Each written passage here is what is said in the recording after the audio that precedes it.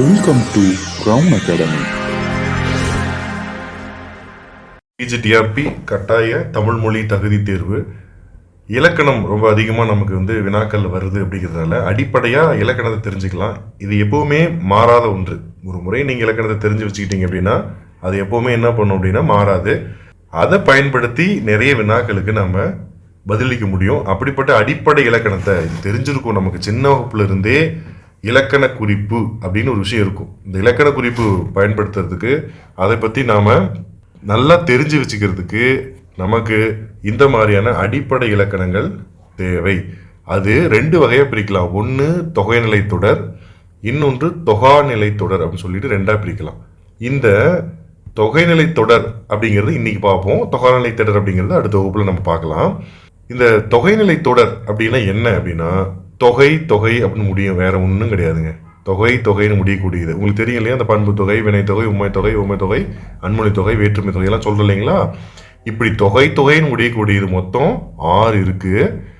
அந்த 6 தான் இன்னைக்கு நம்ம பார்க்க போறோம். என்னென்ன 6? 1 வேற்றுமை தொகை, 2 வினை தொகை, 3 பண்பு தொகை, 4 ஓமை தொகை உவமை, 5 உம்மை தொகை, 6 அன்மொழி தொகை. இதுதாங்க 6. ஒரு வினாக்கள் கேட்குறாங்கன்னா தொகை அப்படின்னு முடியக்கூடியது தொகைநிலை தொடர். இந்த தொகைநிலை தொடர் மொத்தம் 6 தான் இருக்கு. இது என்னென்ன மாதிரிலாம் வரும், எப்படி கேட்கப்படும், எப்படி கொஞ்சம் எளிமையாக நம்ம கண்டுபிடிக்கலாம் அப்படிங்கிறத இந்த பகுதியில் பார்க்கலாம். இப்போ இந்த 6 ஞாபகம் இருக்குங்களா? தொகைநிலை தொடர் எத்தனை வகைப்படும்? 6 வகைப்படும். 6 தான், அதுக்கு மேலே கிடையாது. உட்பிரிவாக கொண்டு போகலாம். ஆனால் முதன்மையாக பார்த்தீங்கன்னு வச்சுக்கோங்களேன், இந்த 6 தான் ரொம்ப முதன்மையானது. முதல்ல நாம் இதில் வேற்றுமை தொகை அப்படின்னா என்ன அப்படிங்கிறத பார்க்கலாம். அடிப்படையில் முதல்ல நம்ம என்ன பண்ண போகிறோம்? 1 வேற்றுமை தொகை இப்போ பார்க்க போகிறோம். வேற்றுமை மொத்தம் எத்தனைன்னு தெரிஞ்சிருக்கணும். அதான் ஒன்று ஒன்றோடு இலக்கணம் தொடர்பு உடையதாக இருக்கும். ரொம்ப டீப்பாக ரொம்ப என்ன சின்ன கிளாஸுக்கு போய் அப்படி நடத்த முடியாது. நம்ம என்ன பண்ணக்கூடாது, அது நமக்கு தெரிஞ்சிருக்கும். அது 8 என்ன அப்படிங்கிறத சொல்லிட்டு நம்ம என்ன பண்ணிக்கலாம், வேற்றுமை தொகைக்குள்ளே போயிடலாம். வேற்றுமை மொத்தம் 8. ஒன்றும் இல்லை. முதல் வேற்றுமை, 2ஆம் வேற்றுமை, 3ஆம் வேற்றுமை, 4ஆம் வேற்றுமை, 5ஆம் வேற்றுமை, 6ஆம் வேற்றுமை, 7ஆம் வேற்றுமை, 8ஆம் வேற்றுமை. நம்ம என்ன பண்ணுவோம் அப்படின்னா இந்த முதல் வேற்றுமைக்கும் இறுதியாக இருக்கக்கூடிய 8ஆம் வேற்றுமைக்கும் உருபு கிடையாது. வேற்றுமைன்னு கேட்டாவே நம்ம என்ன பண்ணுவோம்னா அந்த உருபுகளை ஐயாளுக்குன்னதுக்குன்னு சொல்லுவோம். அப்படி சொல்லக்கூடாது. 2ஆம் வேற்றுமை உருபுன்னு கேட்டால் தான் நம்ம ஐன்னு சொல்லணும் இல்லைங்களா. இங்கே தான் நம்ம தப்பு பண்ணுறோம். வேற்றுமை 8, முதல் வேற்றுமைக்கு இறுதி வேற்றுமைக்கு உறுப்பு கிடையாது. 2 முதல் 7 வரை இருக்கக்கூடிய வேற்றுமைக்கு உறுப்பு இருக்கு. அதுதான் ஐயாளுக்கு இன்னது கண் அப்படின்னு சொல்லி நம்ம சொல்லணும். சரி, இப்போ இது புரிதல் இருக்குன்னு நினைக்கிறேன். இதில் நாம் என்ன பண்ணுறோம்னா முதல் வேற்றுமை எழுவாய் வேற்றுமைன்னு சொல்லுவோம். ஒன்றும் கிடையாது, ஒரு பெயரை சுட்டி சொன்னோம் அப்படின்னா அது எழுவாய் வேற்றுமை அப்படின்னு சொல்லுவோம். இறுதியாருடைய 8ஆம் வேற்றுமை அந்த எழுவாயை இப்போ கண்ணன் அப்படின்னு ஒரு எழுவாய் இருக்குன்னு வச்சுக்கோங்க. அது எழுவாய், அதுதான் எழுவாயே வேற்றுமைன்னு சொல்கிறேன். எழுவாய் வேற்றுமை ஏன்னா அது பொருள் தருது. ஒரு பெயர் சொல்லா இருக்கும்.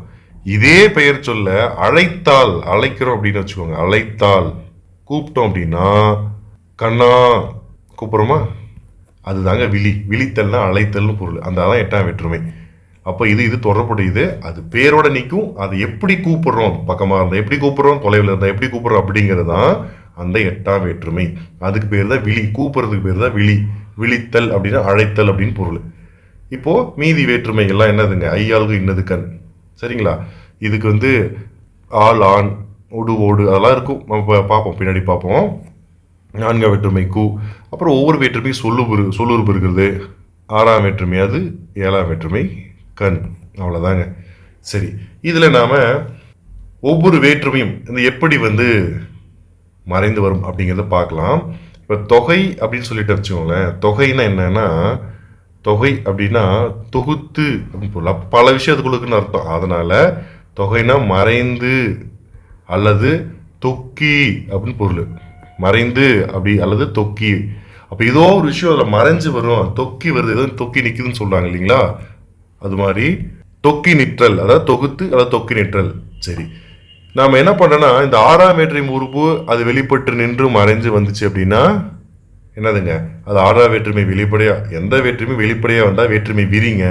அதே வேற்றுமை உறுப்பு இப்போ அந்த சொல்லுக்குள்ளே மறைஞ்சு வந்தால் அது தொகை. அவ்வளோதான். அப்போது தொகைன்னு சொன்னோம்னா 2ஆம் வேற்றுமை தொகைனா 2ஆம் வேற்றுமை உறுப்பு மறைஞ்சு வரும். எந்த தொகையை நம்ம முடிக்கிறோமோ அதுக்கு முன்னாடி என்ன வேற்றுமை இருக்குன்னு பாருங்க, அதுதான் அதனுடைய வேற்றுமையாக இருக்கும், வேற்றுமை தொகையாக இருக்கும்.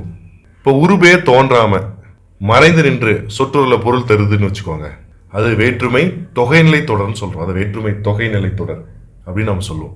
இப்போ வேற்றுமை உருபு என்னென்ன, ஒவ்வொரு வேற்றுமைக்கு உருபு என்ன நம்ம ஏற்கனவே சொல்லியிருக்கோம். முதல் வேற்றுமைக்கு எட்டாம் வேற்றுமைக்கு உருபு கிடையாதுன்னு சொல்லிட்டோம். இரண்டாம் வேற்றுமைக்கு ஐ, மூன்றாம் வேற்றுமைக்கு ஆள் ஆண் ஒடு ஓடு, நான்காம் வேற்றுமைக்கு கு, ஐந்தாம் வேற்றுமைக்கு இன்னு அப்புறம் இல்லு, ஆறாம் வேற்றுமைக்கு அது ஆது, ஏழாம் வேற்றுமை கண்.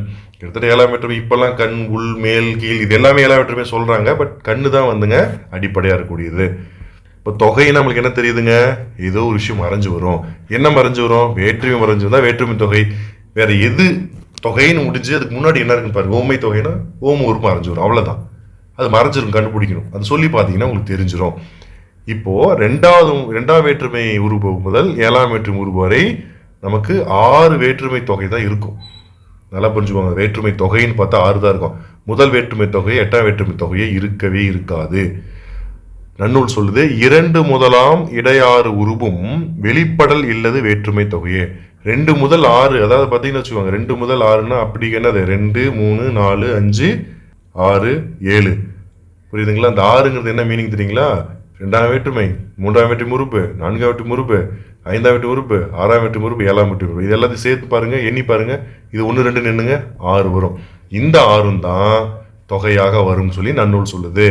அப்போ இந்த வேற்றுமை தொகைநிலை தொடர் வேற்றுமை உருவு மட்டும் மறைஞ்சு வருதல், வேற்றுமை உருவும் பயனும் சேர்ந்து மறைந்து வருதல் அப்படின்னு 2 வகைப்படும். புரியுதுங்களா? வேற்றுமை மட்டும் மறைஞ்சு வருது, வெளிப்படையா வேற்றுமை மட்டும் போட்டீங்கன்னா பொருள் கிடைச்சிரும். வேற்றுமை உருவும் பயனும் சேர்ந்து, அந்த உருவு அதுக்கான பயன் அது சேர்ந்து மறைஞ்சு வருது. நீங்க கேள்விப்பட்டிருப்ப இலக்கண குறிப்புல 2ஆம் வேற்றுமை உருவும் பயனும் உடன் தொக்க தொகை அப்படின்னு கேள்விப்பட்டிருக்கீங்களா? அதே மாதிரி 3ஆம் வேற்றுமைக்கு, 4ஆம் வேற்றுமைக்கு, 5ஆம் வேற்றுமைக்கு, 6ஆம் வேற்றுமைக்கு, 7ஆம் வேற்றுமைக்கு வரும். என்ன அப்படிங்கிறத பார்க்கலாம். சரி, இந்த எடுத்துக்காட்டு பாருங்க, ரொம்ப புரியும். நம்ம எல்லா வார்த்தைகளையும் கொண்டு சொல்ல முடியாதுங்க. எடுத்துக்காட்டுக்கு சொன்னோம்னா நீங்க அதை எக்ஸாம்பிள் வர வார்த்தையோட பொருத்தி பார்த்தீங்கன்னாவே போதுமானது. ரொம்ப எளிமை. பால் குடித்தான் இருக்குங்களா? இதில் எந்த பொருள் உங்களுக்கு ஏதாவது சிக்கலா இருக்கா? இல்லை. சரி, இதையே பாலை குடித்தான் அப்படின்னு எழுதிட்டேன்னு வச்சுக்கோங்க. அதுக்கு என்ன வித்தியாசம்? பால் குடித்தான் பொருள் புரியுது, ஆனால் ஆக்சுவலாக என்னது இது? பாலை குடித்தான் இல்லைங்களா? அப்போ அந்த இடத்துல வேற ஏதாவது வேற்றுமை போட முடியுமா? பாலுக்கு குடித்தான், பாலால் குடித்தான் போட தப்பு ஆகல. அப்போ ஐ போட்டிங்கன்னா கரெக்டாக பொருள் நல்லா விளங்குதா? இந்த வேற்றுமை என்ன பண்ணும் அப்படின்னா பெயர் சொல்லுக்கு பின்னாடி வரும், அந்த பொருளை நன்கு விளக்குவதற்காகவே வரும். அந்த பொருளை நல்லா விளக்கும், அந்த பொருளை நமக்கு தெளிவுபட விளக்க வேண்டும் அப்படிங்கிற அந்த அடிப்படையிலேயே இந்த வேற்றுமைகள் வரும். பெரும்பாலும் பெயர் சொல் பின்னால் தான் வேற்றுமை வரும். சரி, இந்த பால் குடித்த அந்த இடத்துல ஐ மறைஞ்சிருக்கு, நான் விளக்கமா எழுதியிருக்கேன். இதுக்கு பேரு இப்படி பாலை குடித்தான் சென்டென்ஸ் வந்தா அதுக்கு பேரு 2ஆம் வேற்றுமை விரியின் பேரு. இங்க மறைஞ்சிருக்கு ஐ, இந்த இடத்துல பாலை குடித்தாங்கிறது ஐ மறைஞ்சிருக்கு. அதனால மறைஞ்சிருந்தா என்ன சொல்லியிருக்கோம்? தொகைன்னு சொல்லணும். எந்த ஊருக்கு மறைஞ்சிருக்கு? 2ஆம் வேற்றுமை மறைஞ்சிருக்கு. ஆகையால் இது 2ஆம் வேற்றுமை தொகை என்று அழைக்கப்படுது. ரொம்ப எளிமை. வேற்றுமை உருவு தெரியணும். தமிழ் மொழியில சொல்லி பாருங்க. இந்த இடத்துல வேற ஏதாவது வேற்றுமை உருவு ஐக்கு பதிலாக வேற ஏதாவது போட்டு பாருங்க, தப்பா வரும். அதே மாதிரி பால் குடம். சரி, இப்போ பாலை குடம்னு போடுவீங்களா? ஐ போட்டு பார்ப்பீங்களா? பாலுக்கு குடம்னு போடுவீங்களா? அப்போ எப்படி இருக்கும்? பாலை உடைய குடம். புரியுதுங்களா? பாலை எல்லாம் பாருங்க, பாலை அதுக்கு பொருள் என்னன்னா பால் குடம்னா பாலை உடைய குடம்பா, பால் இருக்கும்பா அதில் அப்படின்னு அர்த்தம். பாலை உடைய குடம். இந்த பால் கொட்டல் ஐ, பாலை 2ஆம் வேற்றுமை உறுப்பு வந்துருச்சு. அப்படி பயன் உடையன் வந்தால் அதனுடைய பயனுங்க. உடைய அப்படின்னு என்னதுங்க? பயனும் இல்லை, மறைஞ்சிருக்கு. 2மே மறைஞ்சிருக்கு. உருவும் மறைஞ்சிருக்கு, அவருடைய பயனும் மறைஞ்சிருக்குது. ஆகையால் இது 2ஆம் வேற்றுமை உருவும் பயனும் உடன் தொக்க தொகை அப்படின்னு நம்ம சொல்லணும். புரியுதுங்களா? இப்போ இதே ஃபார்முலா தான் 7 வேற்றுமை வரைக்குமே வரும். அடுத்து பாருங்க, தலை வணங்கினான், அவன் எனக்கு தலை வணங்கினான். என்னது? தலையால வணக்கம் சொன்னான். ஆள் வந்துருச்சுங்களா? தலையால வணக்கம் சொன்னான், ஆள். அவ்வளவுதான். அப்போ ஆள் மறைஞ்சு வந்திருக்கு, 3ஆம் வேற்றுமை உறுப்பு ஆள். ஆகையால் இது 3ஆம் வேற்றுமை தொகை நம்ம சொல்லிடலாம். அடுத்தது பொன் வளையல். பொன் வளையல், அவ்வளவுதான். அது பொருள் புரியுது. என்னது? பொன்னால செஞ்ச வளையல் பொன் வளையல். அப்போ பொன்னால் வணைந்த வளையல். புரியுதுங்களா? பொன்னால அப்படின்னு சொல்றோம்ல, பொன்னால் உடைய வளையல்லாம் இல்லைங்க, பொன்னால் செய்த அந்த பயன் செய்தன்னு சொல்கிறோம்ல, பொன்னால் செய்த வளையல் அப்படின்னு சொல்லுவோம்ல பேச்சு வழக்கில். அப்போ ஆளுங்கிற அந்த உருவும் இந்த பொன்னால் செய்த வணைந்த உருவாக்கி அப்படிங்கிற அந்த பயனும் மறைஞ்சு வந்ததுனால ஆளுங்கிறது மூன்றாவது வேற்றுமை உருவு, அந்த பயனும் மறைஞ்சு வந்திருக்குது. உருவும் பயனும் உடன் தொக்கனா ரெண்டும் மறைஞ்சு வந்திருக்குது அப்படின்னு அர்த்தம். உடன் தொக்க தொகை. என் மகள், அடுத்தது பாருங்க, என் மகள். நான்காம் வேற்றுமை தொகை எப்படி? என் கூட்டல் கு. அவ என் மகள்னா எனக்கு மகள், கு எனக்கு மகள். இப்போ கு மறைஞ்சு வந்திருக்குது, அப்போ நான்காம் வேற்றுமை உருவு மறைஞ்சு வந்திருக்குது. ஆகையால் நான்காம் வேற்றுமை தொகை நாம இதை சொல்லலாம். அடுத்ததா குழந்தை பால். இது பாருங்க, குழந்தை பால், குழந்தைக்கு ஆன பால். நல்லா பார்த்துக்கோங்க, குழந்தைக்கான பால். யாருக்கான பால்? குழந்தைக்கான பால். ஆனன் வரும், குழந்தைக்கான பால். அப்படின்னா கு அப்படிங்கிறது நான்காம் வேற்றுமை உருவு, ஆனங்கிறது அவருடைய பயன். அப்போ உருவும் பயனும் அதுவும் மறைஞ்சு வந்திருக்குது. ஆகையால் அது உருவும் பயனுடன் தொகைன்னு நாம சொல்றோம். அடுத்தது ஊர் நீங்கினான். அவன் ஊர் நீங்கிட்டாங்க அப்படின்னு சொல்லுவாங்க. அப்படின்னு என்னது? ஊரின் நீங்கினான். அதாவது ஊரின் நீங்கினான் அப்படிங்கிறது அதில் மறைஞ்சு வந்திருக்கு, அதான் ஊர் நீங்கினான் அப்படின்னு சொல்லி நம்ம இங்கே சொல்கிறோம். இப்போ ஊரின் நீங்கினான் அப்படின்னு சொல்லும்போது இது ஐந்தாம் வேற்றுமையானது என்னதுங்க, அந்த இடத்துல மறைந்து வந்திருக்கிறது. மறைஞ்சு வந்தால் தொகை, புரியுதுங்களா? அதனால ஐந்தாம் வேற்றுமை தொகை. வாய்ப்பாட்டு, வாய்ப்பாட்டு, வாய்ப்பாடு சொல்றீங்களா? வாய்ப்பாட்டு அது வாயின் அது பாட்டு. இன் அப்படிங்கிறது ஐந்தாம் வேற்றுமை உருபு, வாயினது பாட்டு தான் வாய்ப்பாட்டு. நீங்கள் அது ஆறாம் வேற்று உறுப்புனா அந்த இடத்துல கொஞ்சம் கவனமாக இருக்கணும். பெயருக்கு பின்னாடி எது வருது அதுதான் வேற்றுமை உறுப்பு. அதுக்கப்புறம் ஒன்று வந்துச்சுன்னா ரெண்டு வேற்றுமை உறுப்பு வருதுன்னு நீங்கள் சொல்லக்கூடாது. இந்த இடத்துல அந்த பொருள் அது வரலை, அதுங்கிற பொருள் அது வரல. வாயினது பாட்டு இல்லைங்களா? வாயினது பாட்டுன்னு சொல்லுவாங்க. அப்படி சொல்லும்போது ஐந்தாம் வேற்றுமை உருவும் மறைஞ்சு வருது, அந்த பயனும் மறைஞ்சு வருது. ஆகையால் உருவும் பயனும் உடன் தொகையாக இதை நாம் பார்க்கிறோம். அடுத்தது நண்பன் வீடு, ஆறாம் வேற்றுமை தொகை. நண்பன் வீடு அப்படின்னு சொல்லும்போது இப்போ அந்த இடத்துல பொருள் புரியுது, ஆனால் வேற்றுமை மறைஞ்சிருக்கு பாருங்க. நண்பனது வீடு, புரியுதுங்களா? நண்பனது வீடு அதுன்னு வருது இல்லைங்களா? அந்த இடத்துல அதுன்னு வருது பாருங்க. நண்பனது அப்படிங்கிறது அதுன்னு வருது. இப்போ நண்பனது வீடு அப்படிங்கிறது நமக்கு புரியுது. சரி, அப்போ அது மறைஞ்சு வந்ததுன்னா ஆறாம் வேற்றுமை தொகை. ஏன்னா அது அப்படிங்கிறது ஆறாம் வேற்றுமை உருவு, அது மறைஞ்சு வருது. ஆகையால் இது ஆறாம் வேற்றுமை தொகை அப்படின்னு நம்ம சொல்றோம். அடுத்தது மலைக்கோயில். மலைக்கோயில் பாருங்க, ஏழாம் வேற்றுமை. ஏன் ஏழாம் வேற்றுமை? அது மலை கோயில். ஏன் மலை கோயில்? மலையின் கண் இருக்க கோயில் மலைக்கோயில். மலைக்கண் உள்ள கோயில் மலைக்கோயில். கண்ணுனா அந்த இடத்துல உள்ள, அங்க அங்கன்னு அர்த்தம். அப்படி அந்த பொருள் அங்க இருக்கு. மலையின் கண் இருக்கிறது, மேசையின் கண் உள்ள அப்படின்னு சொல்லுவாங்க. அந்த மாதிரி அந்த இடத்துல இருக்குன்னு அர்த்தம். அப்போ மலைக்கண் உள்ள கோயில் மலைக்கோயில். இப்போ கண் அப்படிங்கிறதுனால மலைக்கண் கோயில் அப்படிங்கும்போது ஏழாம் வேற்றுமையா, அதோட ஏழாம் வேற்றுமை தொகையாக இருக்கிறது. அடுத்தது தண்ணீர் பாம்பு பாருங்க. தண்ணீரின் கண் பாம்பு, தண்ணீரின் கண் உள்ள பாம்பு. அந்த உள்ளன்னு வந்தாவே பயன் நம்ம ஏற்கனவே சொல்லியிருக்கிறோம். அப்போ தண்ணீரின் கண் உள்ள பாம்பு, அதுதான் விளக்கம். அப்போ ஏழாம் வேற்றுமை கண் வந்துருச்சு. தண்ணீரின் கண் உருபு, அது ஏழாம் வேற்றுமை உருபு. பயன் அப்படின்னா உள்ள. ஆகையால் ஏழாம் வேற்றுமை உருவும் பயனும் உடன் தொக்க தொகை அப்படின்னு நாம் என்ன பண்ணிக்கலாங்க, இதுக்கு இலக்கண குறிப்பு தரலாம். இது எல்லாமே இலக்கண குறிப்பு சொல்லக்கூடிய ஒரு தன்மை தான். எப்பயுமே இலக்கண குறிப்பு நம்ம பெருசாக கேள்வி வராதுன்னா இதெல்லாம் தெரிஞ்சுக்கிட்டாதான் வேற ஒரு வினாவுக்கு நம்மளால் பதில் சொல்ல முடியும். அந்த இடத்துல இருந்து நம்ம சொல்ல முடியும். வினாக்கள் பார்க்கும்போது கொஞ்சம் தெளிவாக சொல்கிறேன். அடிப்படை இலக்கணத்தை நம்ம தெரிஞ்சுக்கணும். ரொம்ப எளிமையாக நம்ம என்ன பண்ணுவோம்னா விஷயத்த புரிஞ்சு வச்சுருப்போம், எக்ஸாமில் தப்பு பண்ணிடுவோம். ஆனால் கேள்வி கேட்குற முறை எப்படி இருக்குது, அந்த கேள்வி கேட்குற முறைகளை நம்ம என்ன பண்ண தவறு செய்திருவோம். சரி, அடுத்து இப்போ வேற்றுமைனா என்ன, வேற்றுமை உருவும் வயனும் உடன்தொக்க தொகைனா என்ன அப்படிங்கிறத நம்ம தெளிவாக பார்த்துட்டு இல்லைங்களா? இது உங்களுக்கு விளக்கம் போதுமானதாக இருக்கும்னு நம்புகிறேன். அடுத்தது வினைத்தொகை. இப்போ வேற்றுமை தொகை பார்த்துட்டோம். அடுத்தது வினைத்தொகை. வினைனா என்ன? ஒரு செயல். அந்த செயல் மறைஞ்சு வருது, தொகைனா மறைஞ்சு வருது. மறைஞ்சு வந்தால் அது வினைத்தொகை, அவ்வளோதாங்க. வினைத்தொகை அப்படிங்கிறது பெயரெச்ச தொடர். பெயரெச்சமாக வரும் வினையில் பெயரெச்சத்தினுடைய விகுதியும் காலம் காட்டு இடையிலையும் கெட்டு வினையின் முதல்நிலை மட்டும் நின்று அதனோடு பெயர் சொல் தொடர்வது. இது பாருங்க, இது கிராமட்டிக்கலாக ஒரு மாதிரி இருக்கும். நீங்கள் கேட்கறதுக்கு இன்னும் கெட்டு போனது நம்ம எடுத்துக்காட்டு பார்த்தா உங்களுக்கு புரிஞ்சிடும். சிலதை நீங்கள் அப்படி நூற்பாவை ஞாபகம் வச்சுக்கணும். ஏன்னா இது கட்டாய தமிழ், அதாவது பதில் தெரிஞ்சால் போதும். தமிழை முதன்மையாக படிக்கிறவங்களுக்கு ரொம்ப நுணுக்கமாக தெரியணுங்க, அது தேவைதான். இருந்தாலும் கூட இதை ஞாபகம் வச்சுக்கோங்க. பெயரெச்சமாக வரக்கூடிய வினையில பெயரெச்சத்தின் விகுதியும் காலங்காட்டு இடையிலையும் கெட்டு போயிட்டு வினையின் முதல்நிலை மட்டும் நின்று அதனோடு பெயர் சொல் தொடர்வது. அதனால வினைத்தொகையை காலம் கறந்த பெயரெச்சம் நன்னூல் சொல்லும். இது அடிக்கடி நிறைய தரம் கேட்டிருக்காங்க. காலம் கறந்த பெயரெச்சம் டேஸ், அது பெயரெச்சம் தான். என்னதுங்க, அது என்ன பண்ணுறது, இடைநிலை கெட்டு போய் முதல்நிலை மட்டும் நின்று அதோடு பெயர் சொல்ல தொடர்ந்து வரும். அப்படி வந்தா வினைத்தொகை அப்படின்னு சொல்லிட்டு இருக்காங்க. அப்ப காலம் கறந்த, காலம் இந்த காலம் சொல்ல முடியாது, 3 காலம் வரும். அதனாலதான் காலம் கறந்த பெயரெச்சத்தை வினைத்தொகைன்னு சொல்லுவாங்க. இந்த காலம் கறந்த பெயரெச்சம் டேஸ் அப்படிங்கிறது நிறைய முறை கேட்டுட்டாங்க. ஒருவேளை கேட்டாலும் கேட்கலாம், ஏன்னா அதுக்கான முக்கியத்துவம் இருக்கு, ஞாபகம் வச்சுக்கோங்க. காலம் கறந்த பெயரெச்சம் டேஸ்னா வினைத்தொகை.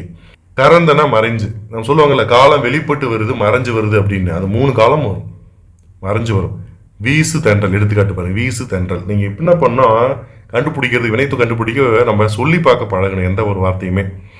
வீசு தென்றல், வீசுகின்ற தென்றல், அதாவது வீசும் தென்றல், வீசுகின்ற தென்றல், வீசிய தென்றல்.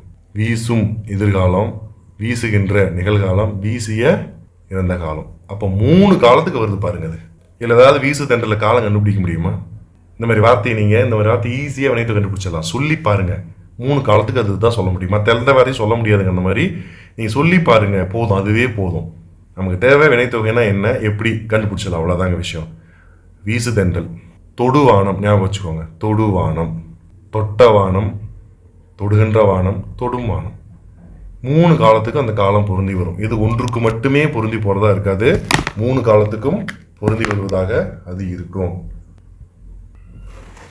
இதுல பாருங்க, நான் வீசு தென்றலே கொஞ்சம் நல்லா டீப்பா பார்க்கலாம். வீசிய, வீசுகிற, வீசும் 3 காலத்தையும் சொல்லட்டுமா?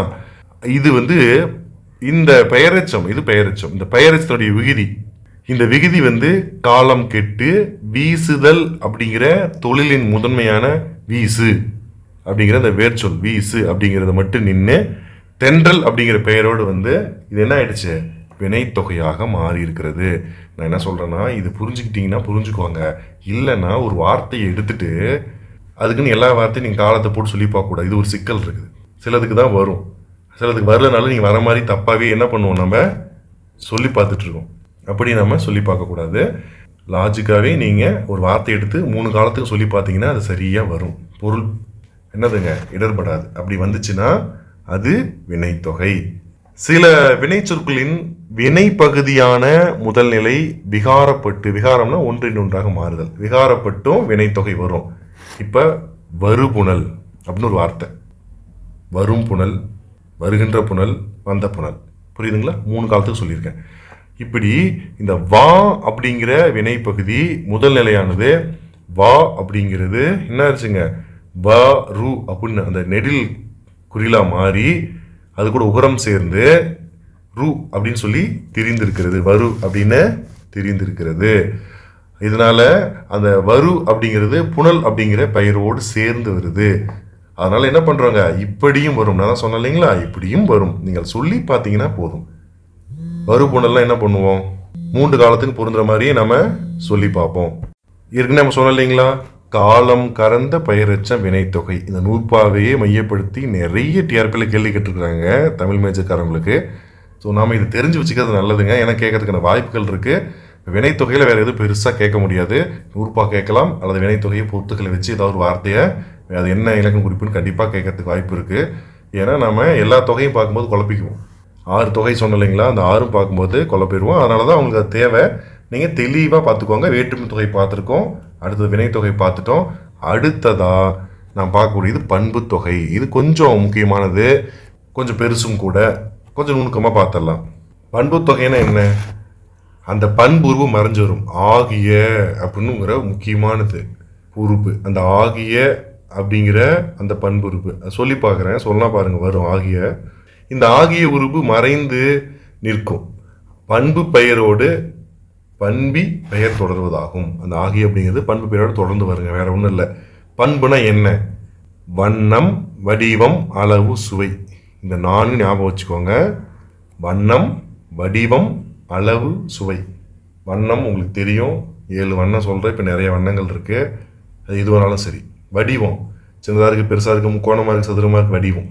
அளவு, அதை பாருங்க, அளவு அப்படிங்கிறது அது வந்து முகத்தில் அளவியாக இருக்கலாம், நீட்டல் அளவியாக இருக்கலாம், இந்த மாதிரி எந்த அளவாக வேணாலும் இருக்கலாங்க, அது எந்த வேணாலும் இருக்கலாம். சுவை, அறுசுவை, அதுக்கு மேலே என்ன சொல்ல முடியும், அறுசுவை. இது எல்லாமே பண்பு தான். பார்த்துக்கோங்க. இப்போ இது எல்லாமே வண்ணம், வடிவம், அளவு, சுவை, இது எல்லாமே மறைஞ்சு வருதுன்னா அது பண்பு தொகை.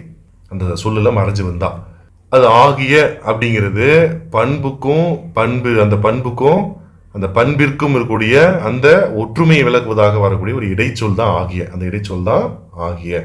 இதனை இந்த ஆகிய அப்படிங்கிறத பண்புறுப்பு அப்படின்னு நம்ம சொல்லுவோம். எடுத்துக்காட்டு பாருங்க, கொஞ்சம் புரியும். செந்தாமரை, செம்மையாகிய தாமரை.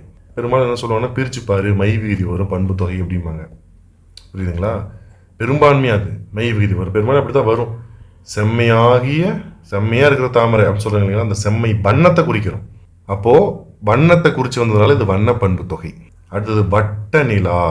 வட்டம், வட்டங்கிறது எதுங்க, வடிவம். வட்டமா இருக்கும், கோணமா, சதுரமா இருக்கு சொன்னோமா, அப்ப வடிவ பண்பு தொகை. முத்தமிழ், அளவு 1 2 3 3 4 5 அளவு சொல்றோம்ல, எண்ணிக்கை, அப்போது அளவு பண்பு தொகை. இன்சொல், இனிமையான சொல், இனிமையாகிய சொல். ஆகிய, மூன்றாகிய தமிழ், வட்டமாகிய, அந்த ஆகிய மறைஞ்சு வருது, அதை புரிஞ்சுக்குவாங்க. அதனால தொகைன்னு சொல்லிட்டோம். ஆகியங்கிறது பண்பு உறுப்புங்க, அது மறைஞ்சு வருது, அதை புரிஞ்சுக்குவாங்க.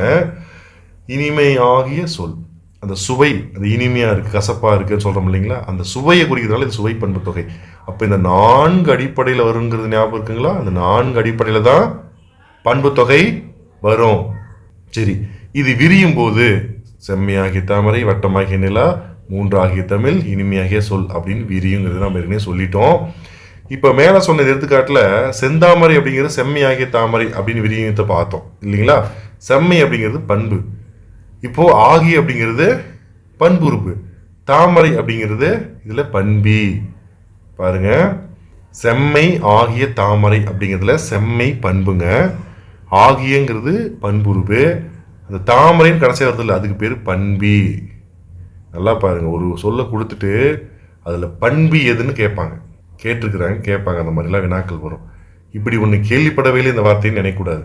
பண்பு தொகையில தான் பண்பு தொகையை எப்படி வரும், பண்பு தொகைன்னு பிரித்து செம்மை, இப்போ வந்து செம்மை ஆகிய தாமரைன்னு நம்ம விரித்து சொல்லுவோம் அதை இல்லைங்களா. செந்தாமரை அப்படின்னா செம்மை ஆகிய தாமரைன்னு சொல்கிறோம்.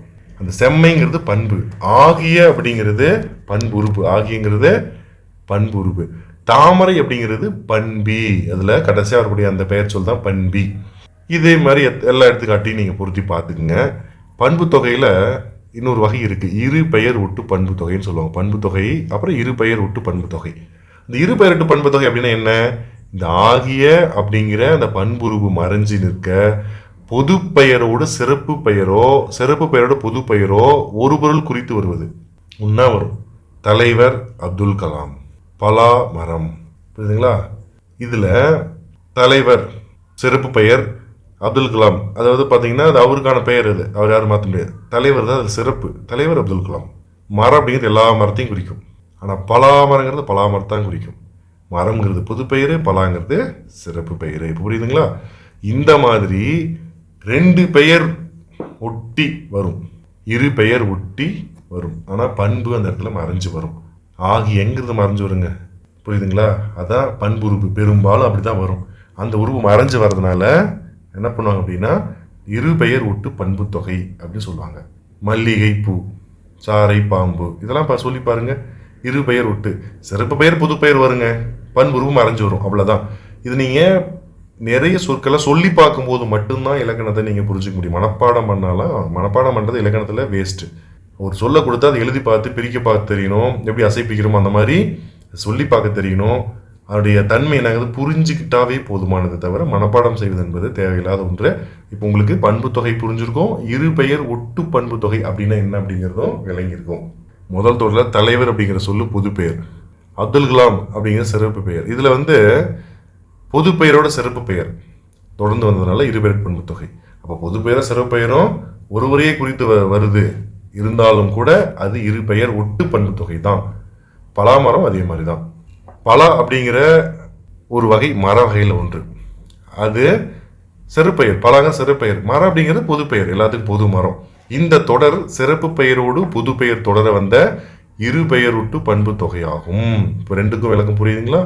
அப்போ சிறப்பு பெயரும் புது பெயரும் ஒரு பொருளையே தான் குறிச்சு வருது. ரெண்டும் வேற வேறே சொல்லலை. ஒருத்தரை தான் மீன் பண்ணுது, பலாமரத்தை தான் மீன் பண்ணுது, அப்துல் கலாமியாவை தான் மீன் பண்ணுது, அது குறிக்குது. இப்போ தலைவராக இருந்தாலும் சரி, பலாவாக இருந்தாலும் சரி, இந்த சொற்கள் பண்பு பெயர் ஆகாவிடனும் பண்பு தொகை போல ஆகிய அப்படிங்கிற உறுப்பு பெற்று அந்த இடத்துல பெற்று ஒரு பொருளை சிறப்பிக்க வருவதனால இது பண்பு தொகை தொடர்களாக கருதப்படுகின்றன. இப்போ பண்பை விளக்கும் மொழி தொக்கனவும் ஒரு பொருட்கு இருபெயர் வந்தனவும் குணத்தொகை. குணத்தொகைன்னா என்னதுங்க? பண்பு தொகை தான் குணத்தொகைன்னு நன்னூல் சொல்லுது. கேள்வி கேட்பாங்க, பண்பு தொகை குணத்தொகை என்று சொல்லக்கூடிய நூல் இது தொல்காப்பியம், நன்னூல், வீரசோழியம், இலக்கண விளக்கம் கொடுத்துட்டாங்கன்னு வச்சுக்கோங்க, குழம்பிடும். நூற்பா தெரிஞ்சிருக்கணும். அடிப்படையில் தெரிஞ்சு வச்சுக்கோங்க. நம்ம தெரிஞ்சு வச்சுக்கணும். முக்கியமாக ரொம்ப டீப்பாக கேட்டால் அப்படி கேட்கலாம். அடுத்தது பாருங்க, இப்போ நமக்கு பண்பு தொகை பார்த்துட்டோம். அடுத்ததா ஓமை தொகை. ஓமை தொகைன்னா என்ன? பெரும்பாலும் நமக்கு தெரியும்.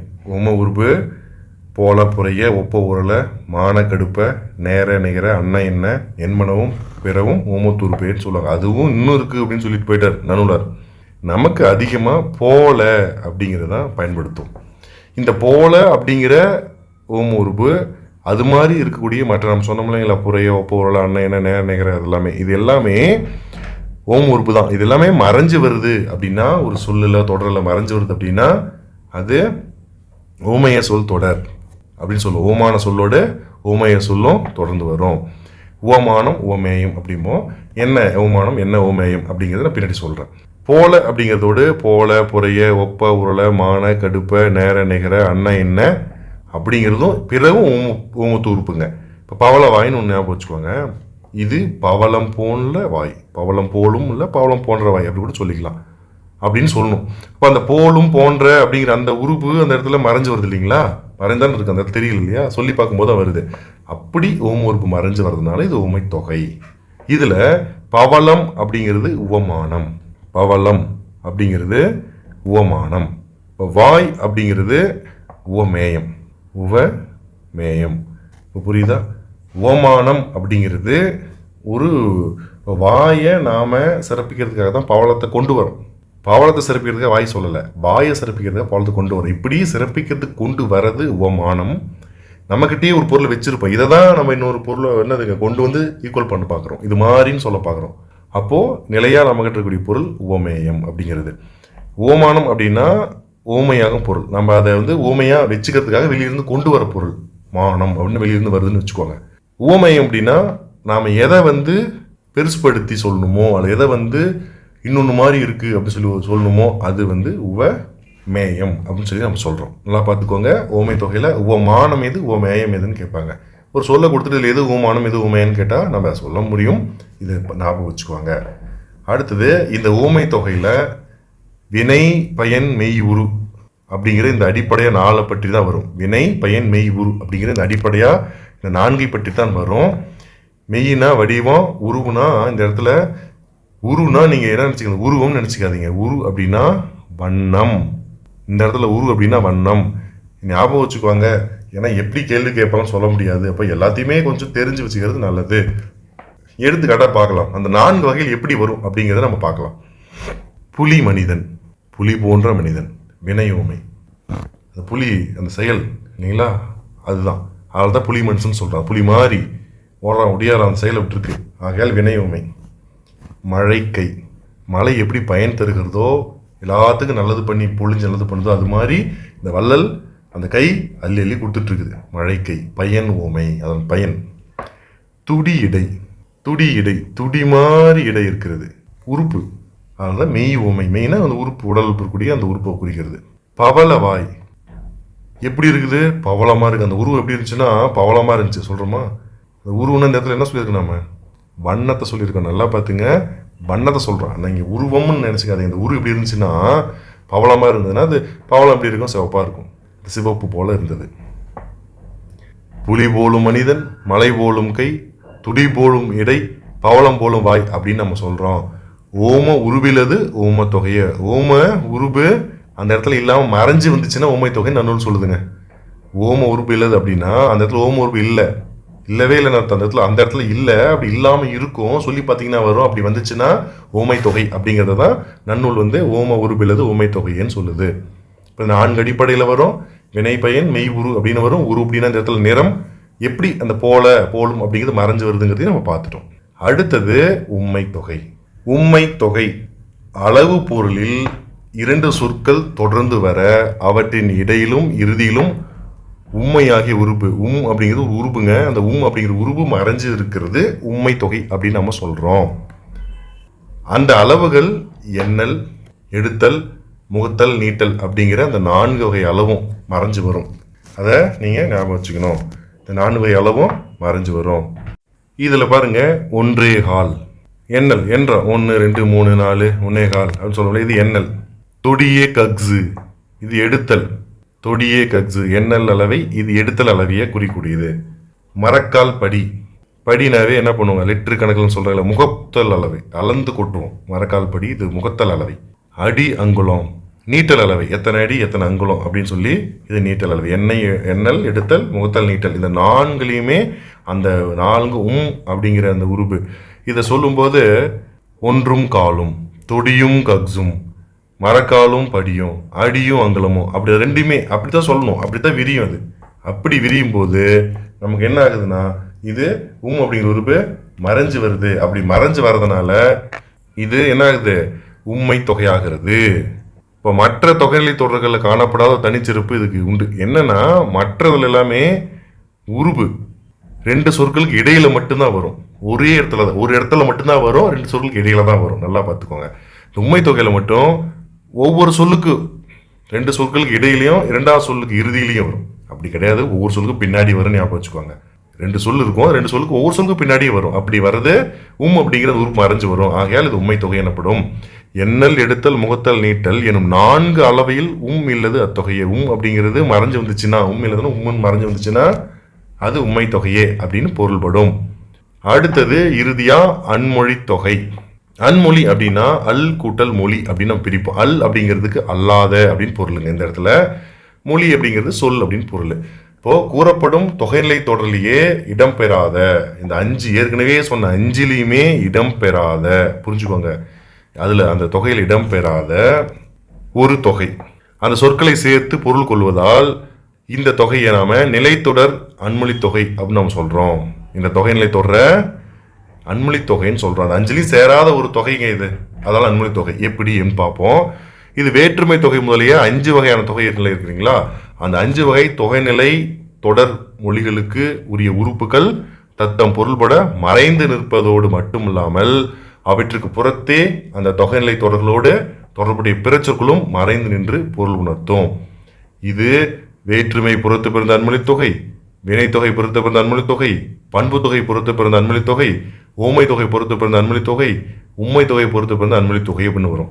அது வெறும் என்ன பண்ண முடியாது, பண்பு தொகைன்னு சொல்லிட முடியாது, உம்மை தொகைன்னு சொல்லிட முடியாது, என்னதுங்க வினைத்தொகைன்னு சொல்லிட முடியும். இப்படி வரும்போது தான் அது புறத்து பிறந்த அப்படின்னு ஒரு வார்த்தையை போட்டு அன்மொழி தொகைன்னு சொல்லிடுவாங்க அதை. ஆகையால் இது 5 வகைப்படும்.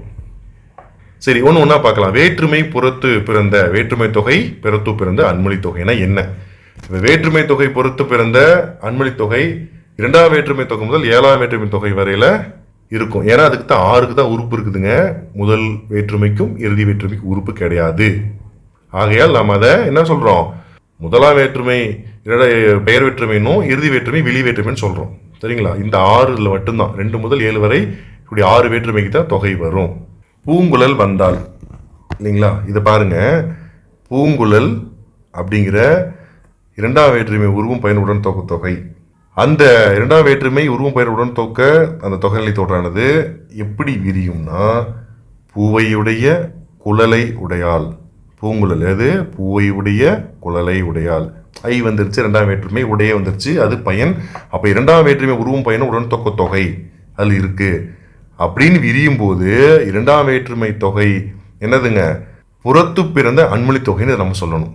பூவையுடைய என்னதுங்க குழல் அப்படின்னு சொன்னா 2வது வேற்றுமை தொகை. வந்தால்னு போட்டாங்க அந்த இடத்துல, எல்லாம் கவனிச்சு பாருங்க. பூவையுடைய குழல் வந்துச்சுன்னா 2வது வேற்றுமை உருவும் பயன் உடன் தொக்க தொகை அதோட முடிஞ்சிடும் அந்த இலக்கம் குறிப்பு.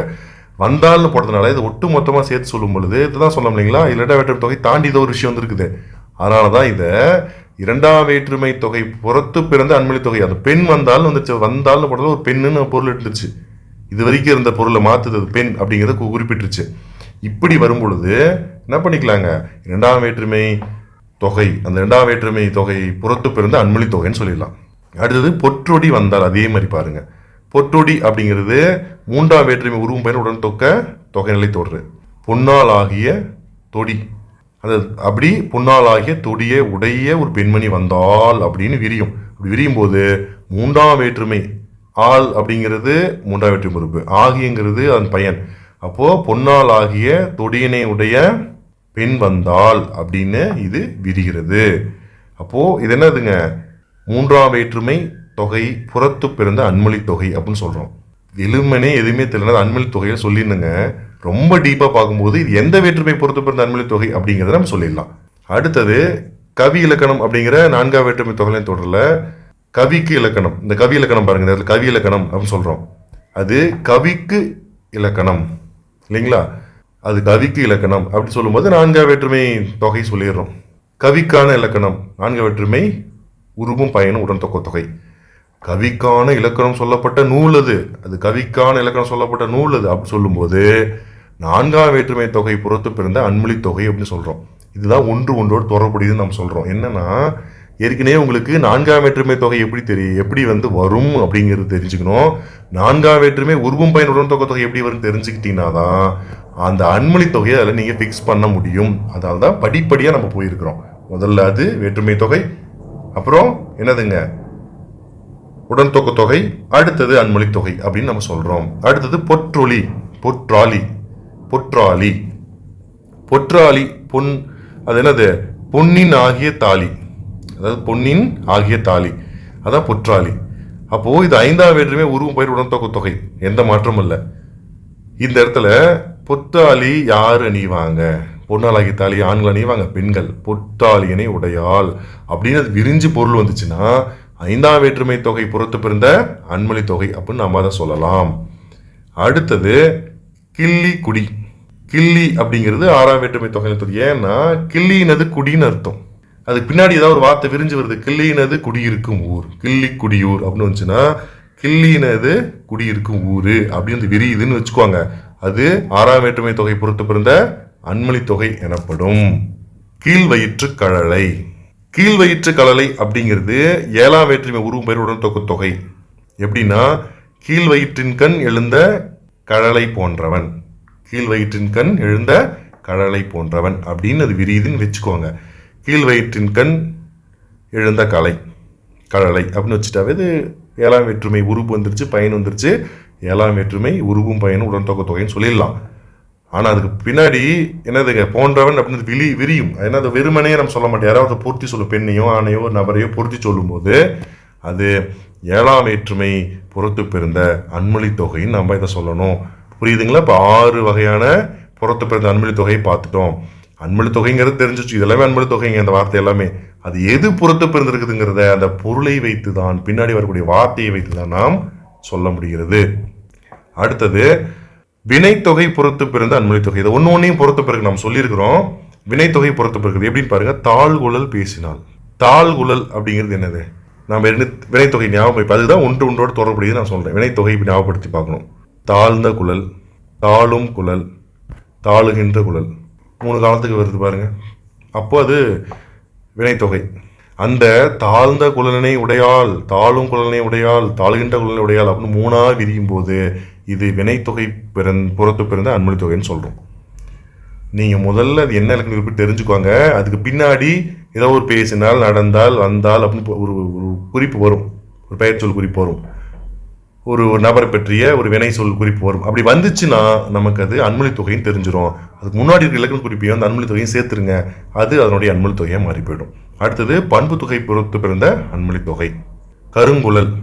கருங்குழல் அப்படிங்கிறது பண்பு தொகைநிலை தொட்டு. எப்படின்னா கருமையாகிய குழல் யாருக்கு இருக்கும், நமக்கு தான் இருக்கும். ஆனா நம்ம யாரை முன்னிலைப்படி சொல்லுவோம், உடையாள், ஒரு பெண்ணை சொல்லுவோம். அப்போ இப்படி இது விரியுதுன்னா பண்பு தொகை பொறுத்து பிறந்த அன்மொழி தொகையை நம்ம சொல்றோம். புரியுதுங்களா?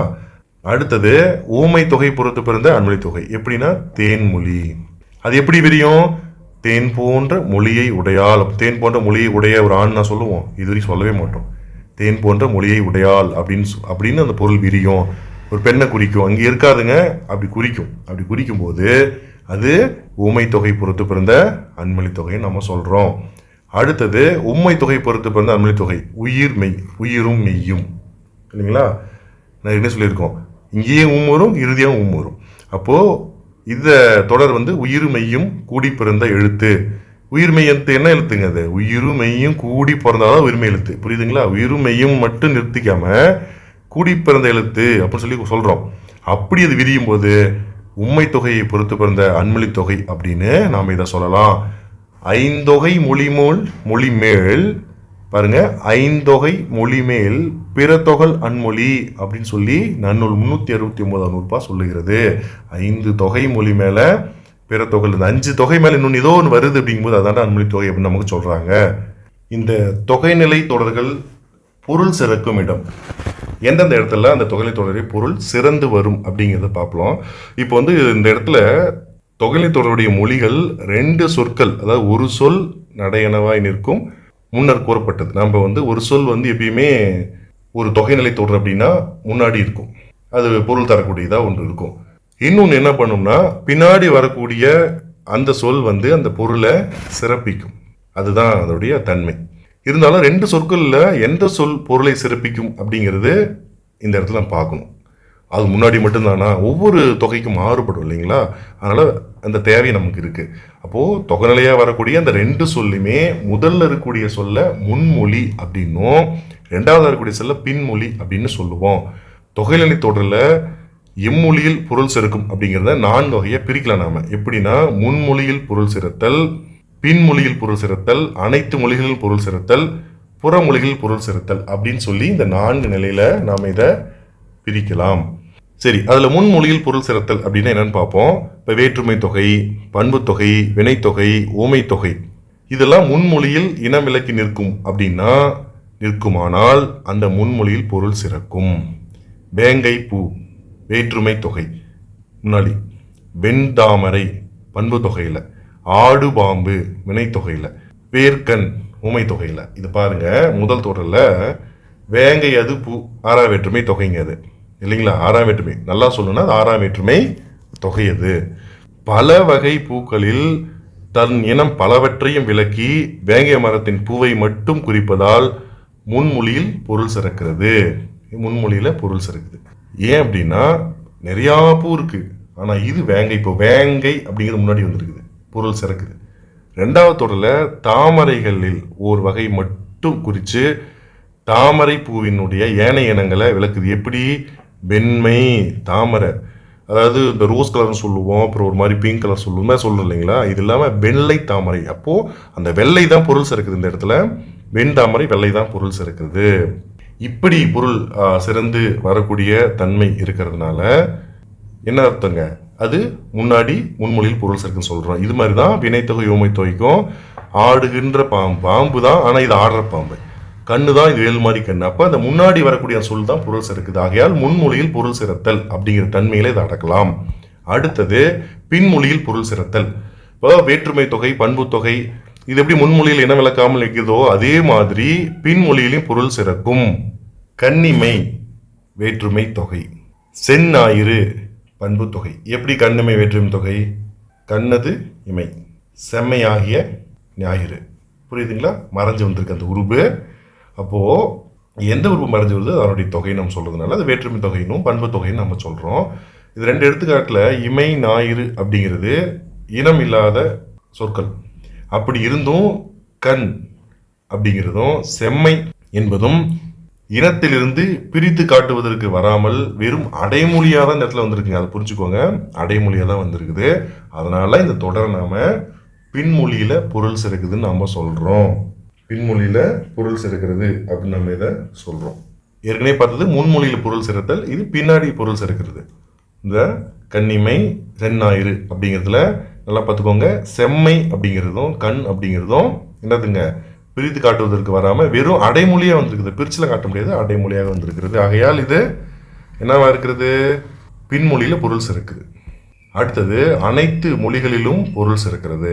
எப்படின்னா உண்மை தொகையில் அனைத்து மொழியிலும் இனம் விளக்காமலும் விளக்காமை இன்றியும் தொகை சொற்கள் நிற்றலால் அந்த அனைத்து மொழிகளிலும் பொருள் சிறக்கும். இராப்பகல் கபிலபரணர், புரியுதுங்களா? இராப்பகல் கபிலபரணர். இரவுங்கிறதும் பொருள் சிறப்பு தான், இரவும் பகலும், அந்த பகலுங்கிறது பொருள் சிறப்பு தான். கபிலரும் என்னதுங்க சிறப்புற்றவர் தான், பரணர் சிறப்புற்றவர் தான். இந்த மாதிரி எல்லாமே ரெண்டுமே பொருள் சிறக்கும். ரெண்டு சொல்வது ரெண்டுமே பொருள் சிறக்க வரக்கூடியது என்னதுங்க, இது அனைத்து மொழியிலும் பொருள் சிறக்கிற தன்மை. அடுத்தது புறமொழிகளில் பொருள் சிறத்தல். புறமொழி அப்படிங்கும்போது இப்போ அன்மொழி தொகையில சொல்லுவோனுடைய கருத்து இவ்விரு மொழி போல் என்னதுங்க செல்லாமல், இவ்விரு மொழியும் அல்லாமல் வேற ஒன்றா புறமொழி மேல் செல்லும். எடுத்துக்காட்டு பாருங்க. அப்படி புறமொழி மேல் பொருள் சிறப்பு இதில் காணப்படும். எப்படின்னா பொற்றொடி உயிர்மை வச்சுக்கோங்க. பொற்றொடி அப்படிங்கிறது மூன்றாம் வேற்றை உருவும் பயன் உடன் தொகை பொன்னால் ஆகிய தொடியை உடையால் அப்படின்னு வந்துச்சுன்னா அது நம்ம அன்மொழி தொகைன்னு சொல்கிறோம். உயிர்மை அப்படிங்கிறது உண்மை தொகை, அது உயிரும் மெய்யும் சேர்ந்த எழுத்து அப்படிங்கிறது வந்துச்சுன்னா அது என்னதுங்க அன்மொழி தொகை அப்படின்னு சொல்கிறோம். உடையால் எழுத்து அப்படிங்கிற இந்த உடையால் அப்படிங்கிறதும் எழுத்து அப்படிங்கிறதும் என்னதுங்க பொருள் மேல் சிறத்தலால், அது பொருள் மேல சிறத்தலால், அதனால் அது பொருள் சிறத்தலால் புறமொழியில் மேல் பொருள் சிறக்கிறது. இது புறமொழி, பின்னாடி வரக்கூடிய இந்த புறமொழியால் தான் அந்த பொருள் சிறக்குது.